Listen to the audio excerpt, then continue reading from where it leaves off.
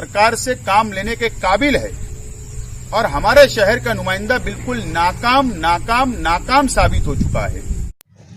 शेख आसिफ साहब की जानिब से एक वीडियो वायरल हुई जिसमें उन्होंने कहा है नुमाइंदगी ज़ीरो हो गई। क्यों ज़ीरो हुई? क्योंकि आप जो है कोरोना के पेशेंट के ताल्लुक से कोई बातें नहीं करते थे और आप वक्त पर क्वारंटाइन हो जाते थे। इसके ताल्लुक से आप क्या बोलेंगे? बात यह है कि मैंने वो वीडियो उनकी देखी है, इसमें उन्होंने मुझ पर ये इल्ज़ाम लगाया है कि ये बिल्कुल नाकाम है। इनको एक आमदार की जो प्रोटोकॉल के हिसाब से जो होना चाहिए इनको करने का ढंग नहीं है, ऐसी नाअहली और नाकामी का इल्ज़ाम लगाया है। और सबूत के तौर पर पंकज आशिया और सुनील करासने की नामजदगी को उन्होंने दलील के तौर पर पेश किया। वो कहते हैं कि आदमी को पढ़ा लिखा होना चाहिए। आदमी अगर पढ़ा लिखा ना हो तो उसकी समझ भी जो है इन जैसे मामलात के अंदर कम होती है। पूरा मालेगांव इस बात को जानता है कि ये जिम्मेदारी कारपोरेशन की है, एमएलए की नहीं। कारपोरेशन के पास कोई प्लानिंग नहीं थी। यही वजह है कि जब कलेक्टर ने इस बात को महसूस किया कि कारपोरेशन अपनी जिम्मेदारी निभाने में नाकाम है और बरसरे इक़्तिदार पार्टी कांग्रेस, ये वो लोग हैं जो डर की वजह से अपने घरों से निकल नहीं रहे।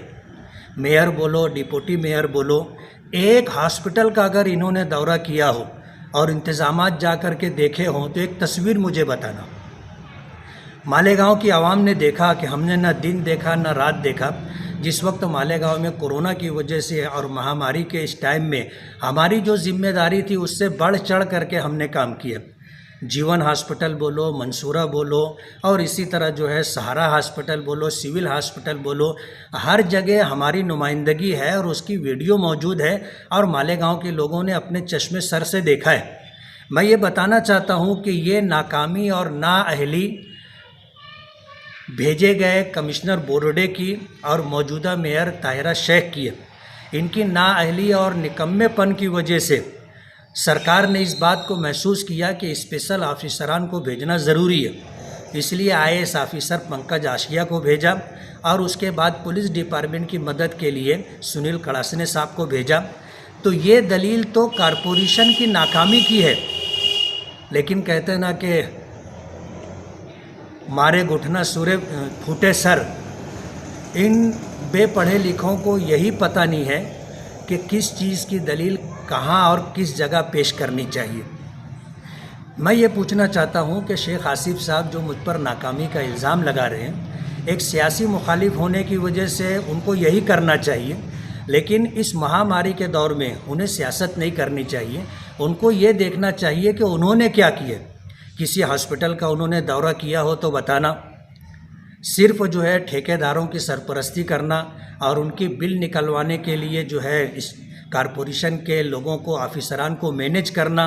आज बरसरे इक़्तिदार वही लोग हैं, तो हर मौके पर पैसे को ही लेकर के चलना और गरीब आवाम के खून पसीने की कमाई जो टैक्स की शक्ल में कारपोरेशन में जमा होती है, उस ख़जाने को लूटना मालेगांव की आवाम के लिए बहुत तकलीफ़ देह है। और मालेगांव की आवाम समझदार हो चुकी है। अगर कोई इनको जो है नासमझ समझता होगा या अपने तौर पर बेवकूफ़ समझता होगा तो उनको ये बात समझ लेना चाहिए कि पैसा छोटे बच्चे को भी समझता है। 1-2 साल 1 साल के बच्चे को 1 रुपये का डॉलर दे करके आप वापस ले करके तो बताओ। दीवाने और पागल को भी पैसा समझता है। तो मालेगांव की आवाम को नहीं समझेगा कि आप जो है सरकारी दवाखानों को छोड़ करके दूसरे हॉस्पिटल पर, दूसरी इमारतों पर करोड़ों रुपया खर्च करने के नाम पे जो बिल निकाल रहे हो। क्या मालेगांव की आवाम इस भ्रष्टाचारी और बदउनवानी को समझती नहीं है?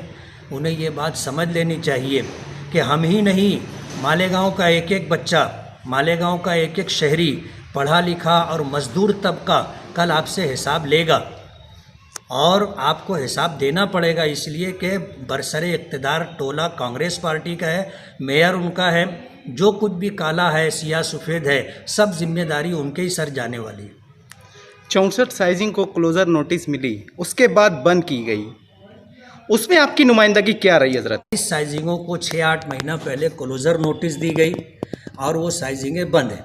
अभी जो है 64 साइजिंगों को शोकाज नोटिस दी गई है और इस सिलसिले के अंदर हमने नुमाइंदगी करते हुए 28 साइजिंग मालिकान को ले करके हमने चीफ सेक्रेटरी को जो लेटर दिया है उनको मेल किया था। उसकी हार्ड कापी हमने कमिश्नर को दी है, प्रांत ऑफिसर को दी है, एडिशनल कलेक्टर को दी है और एडिशनल एसपी को दी है कि 28 साइजिंगें बंद है। 64 साइजिंगों को बंद करने का प्रोग्राम चल रहा है शोकाज नोटिस दे करके। तो ये तो मालेगांव के एक एक शहरी के साथ जुल्म है। मामला सिर्फ साइजिंग का नहीं है। साइजिंगें 128 साइजिंगें हैं।